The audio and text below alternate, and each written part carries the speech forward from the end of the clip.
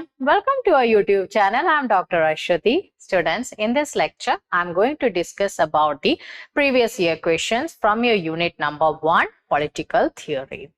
As you know that first unit of your syllabus is one of the most important one with reference to making your foundation strong for the examination, as it deals with the traditions as well as important concepts.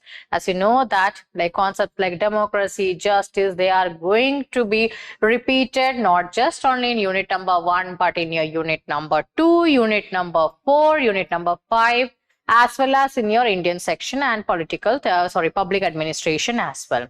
So it is very important that you should know that what do you mean by political theory, what are its components, its historical evolution, all these things are necessary. So previous year questions actually provide you with an idea about the examination, what sort of questions are asked in the examination, what sort of pattern they are actually following, and how you have to locate the important areas. As you know that like you have done your bachelor's in political science, your master's in political science, so it is 3+2. It's a 5 years course, right? Or 5 like, so how can you actually cover that 5 years for one single examination? So I'm not saying that if you start studying like that way, then it will take a very pretty long time. But with reference to your examination, there are certain areas that you need to understand.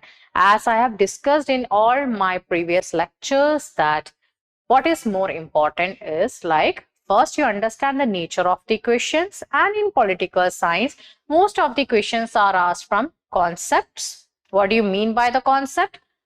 Who said what? The historical evolution. Then after, the important books, their thinkers, the years of publication, and as well as various international events as well. So these things are actually very important with reference to your questions. So we will actually check out some similar questions, okay, that will help you to understand that what sort of questions are asked in the examination. Now this is the first question. Which among the following rights is not a group right according to Will Kymlicka? Now, Will Kymlicka is that person who is associated with the political tradition called multiculturalism. So, there are many other thinkers also associated with multiculturalism. We have Charles Taylor is also there. So, here we have options A, self-government rights, polyethnic rights, special representation rights, and the option D is right to speedy trial. So you have to identify which among the following is not a group right according to Will Kymlicka. So the correct answer is D, right to speedy trial. Will Kymlicka did not speak about the right to speedy trial, but he has spoken about self-government rights, polyethnic rights, and special representation rights. So when we deal with the first type, and that is self-government rights, he has mentioned about the self-government rights for the national minorities.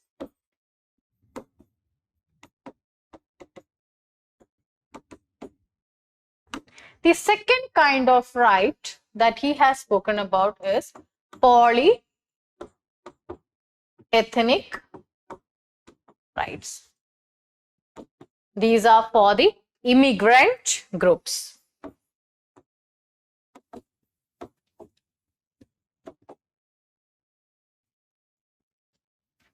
And the third section, he has spoken about the special representation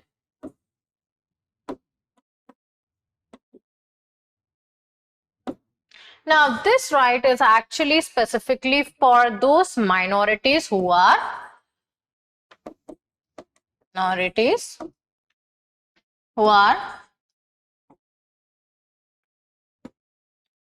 underrepresented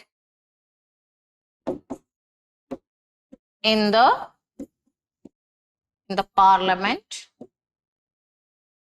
or simply we call it as the legislature. So here you can see that he spoke about 3 types of rights for different types of minorities or ethnic groups. Okay. So here first is the self-government rights for the national minorities. Then the second kind is polyethnic rights for the immigrant groups. And third one is a special representation rights for those minorities who are actually vulnerable or underrepresented. So for them, the government should make provisions for their representation in the parliament. And as you know that parliament is key to the decision making as well as for what we call for the making of the laws. So their representation is very necessary.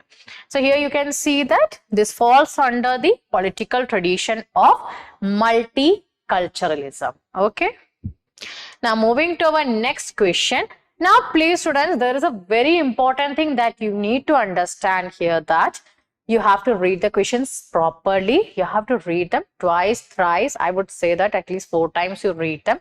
First reading, just understand, okay, what it is. Second reading, how many questions I can actually, what sort of things I know, the weak point, strong point, and the fourth attempt should be made on behalf of, like, okay, how I have to answer this question. So you have to look at the options here. So now there's a very important question. This is from feminism. It's clear. Okay, you can see that. So list 1 has the list of books and concepts. On the other hand, on the list 2, you have the thinkers. So here you can see that you have to first understand that, okay, which one are the books, which one are the concepts. So here, please note down these 2 things. You may be aware about the thinkers and their book names, but what if you don't remember the concepts? There's a high potential to make such mistakes. Many have done so. So this is very important that you should know that what is asked in the question itself. So when I say that what is asked in the question, it means that you have to read them twice, thrice, whatever times you can actually is possible for you, given the the chances also there that you have ample of time. Okay, so and as we all know that right from our childhood, we have heard from the teachers that attempt the questions which you are actually well versed, you know the answer, actually attempt them, then return back to attempt the questions like which you are like having a kind of you're a bit puzzled or something. Okay. As you know that in UGC NET, you don't have negative marking. So a bit of guesswork is also available there. So you can actually, and let me say one more thing.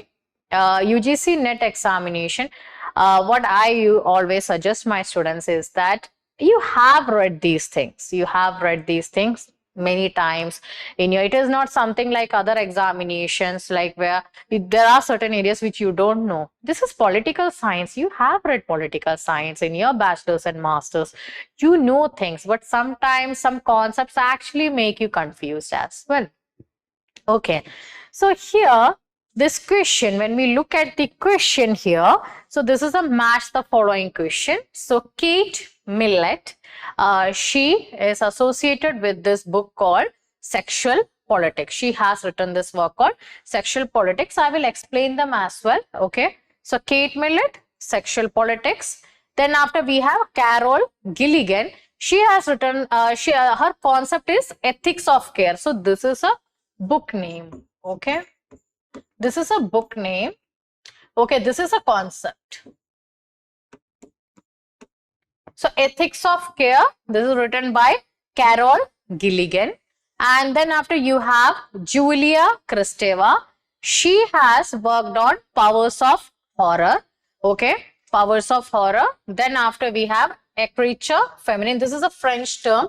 So please, I apologize because my French pronunciation is not good. So Helen Sextus, she has worked on this Écriture Féminine. Okay. Now the answer, like it is C. Okay. A with is the A is with that of 2, B is with 1, C is with 3, and D is with 4. Not a very difficult options, I would say that. Okay. So it is very quite like, okay, C is with 3 and D is with 4. Now, I will also explain a bit about these writers as well here. This is very important to know because there's a possibility like today they have asked this question in what I call it as, they have asked it in the match the following format. Tomorrow you will get some questions related to these thinkers in the next examination also. So there is a probability. So it is better that we should know about the thinkers. So Kate Millett.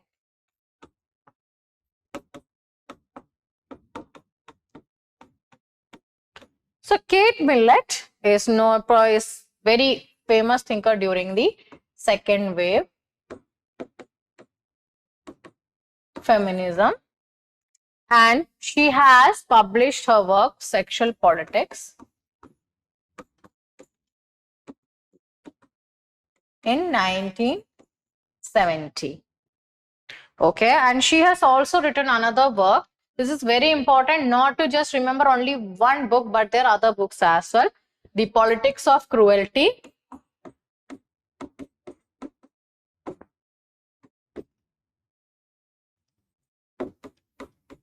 This was published in 1994. Then you have the second thinker, Carol Gilligan, another feminist thinker. She is known as a psychologist, and she has published this work called In a Different Voice, 1982, and she developed the concept of ethics of care as a moral theory or a normative theory. Then we have our third thinker, that is Julia Kristeva. She actually used the Sigmund Freud's psychoanalysis theory, okay, in her work. And then after, one of her famous work is Desire in Language, published in 1980, and The Powers of Horror, which was given as an option, that was published in 1980. And she worked on horror, marginalization, as well as she worked on queer theory as well. Then we have the the last thinker. I'm writing here with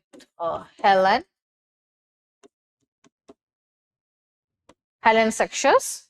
And she is the person who utilized the Jacques Derrida's deconstruction theory as well as Sigmund Freud's theory of psychoanalysis in her work. And she has actually prominently, like she has published an essay. I'm writing the essay's name here. The Law of Medusa. This was published in 1975, and her idea of écriture féminine is actually, we find this term was actually, this concept was coined by her in her essay, The Law of Medusa, 1975. So these are the little informations that you should be aware about. Moving to our next question. Who among the following thinkers is an advocate of cosmopolitan democracy? This question is quite easy. It's a very direct question, I would say that, when we think with reference to the pattern. So it is Immanuel Kant. So our answer is Immanuel Kant. And Immanuel Kant is one among the thinkers who spoke about the reason, the pure reason, and it has spoken about creating a kind of a global governance which is transparent, where there are it also spoke about like promotion of democracy, and Immanuel Kant also spoke about this idea that the countries with a republican constitution are less prone to engage in wars. It means that in a kind of a gist, what we can understand is that Immanuel Kant said that if you promote democracy at a global scale, then there will be no chance for war. There will be peace. So as you know that democracy is based on the concept of consent. So, and the Republican Constitution is an essential, it is an essential fact that the countries with a Republican Constitution which practices democracy, they would not engage in war with each other.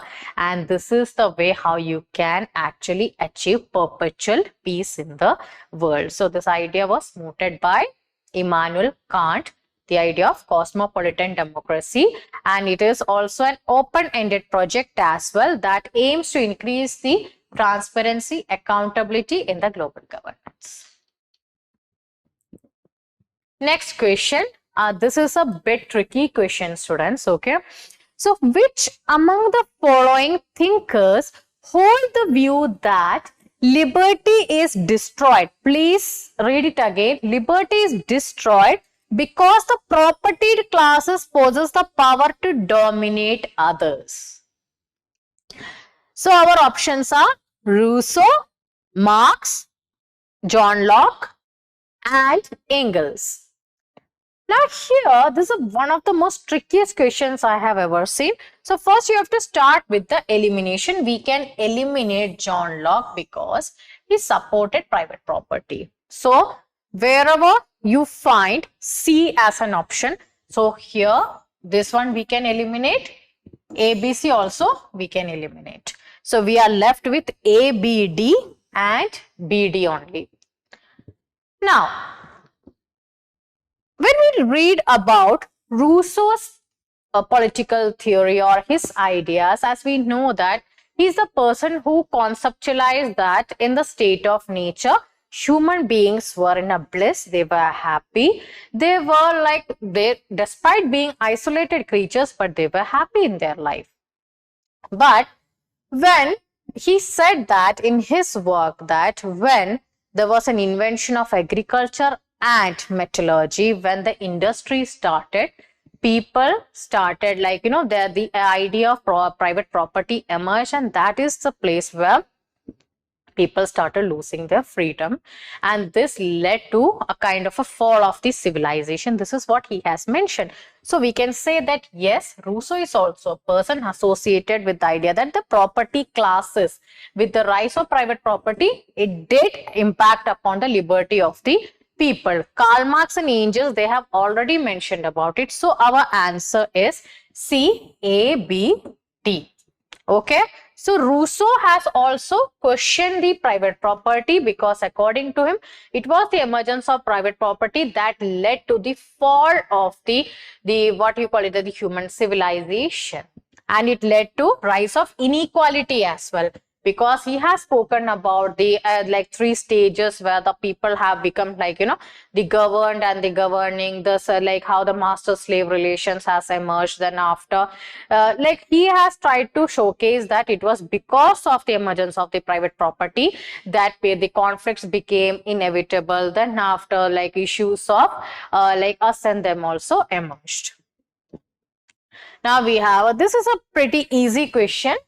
Like arrange the ideological focus of the feminist movement under different stages in chronological order. A, B, C, D. So we have focus on right to vote for women. This is the first stage. Then we have focus on social and economic equality. This is the second stage. Third stage, focus on cultural and context. That is the third stage. So this is the first wave of feminism, second wave of feminism. This is the third wave of feminism. And then focus on ecofeminism. This is part of the fourth wave of feminism that we can say that. Okay, so here you can see the answer is A, B, C, D. And this is one of the most easiest questions that you can have. Moving, so our answer is A. Now moving to our next question, and students, this is a question for you people. It means that I am going to read out this question and you have to answer them in the comment box. Consider the following about postmodernism. A. Postmodernism is a reaction against traditionalism. Postmodernism recognizes pluralism. Postmodernism criticizes meta-narratives. Postmodernism criticizes local narratives. So you have options A and B only, B option B and C only, C option C and D only, and D A, B, C, D. So students, don't forget to put your answers in the comment section. So students, that's all in this class. See you in another lecture. Bye.